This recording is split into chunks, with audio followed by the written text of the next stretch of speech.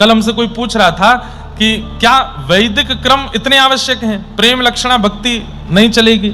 हमने कहा यहां जो कुछ भी किया जा रहा है वो प्रेम युक्त ही है, उसमें और है क्या?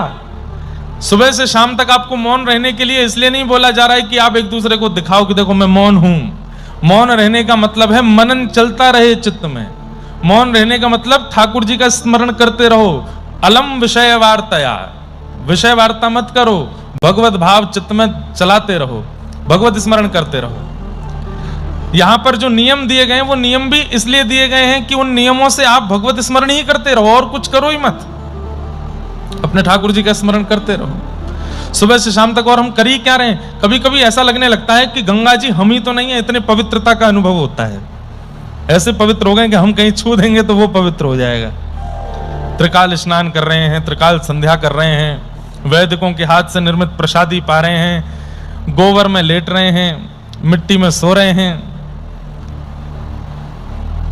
और महाराज जी दुनिया में कहीं और टेम्परेचर अगर 18 से कम है ना, ज्यादा है इसी का तो विचलन होती है, कम करो इसको, 18 पे ही रहने दो।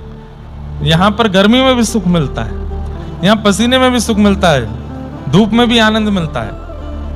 सबको मिलता है कि नहीं पता नहीं, हमें तो मिलता है, और हम जैसे औरों को भी कईयों को मिलता है।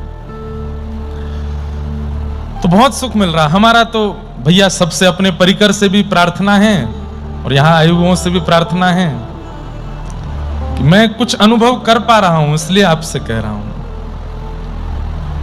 गोदावरी जी त्रिकाल स्नान कीजिए। पावन तुझे नीर गंगे, पावन तुझे नीर। पावन है श्री गोदावरी जी का जल।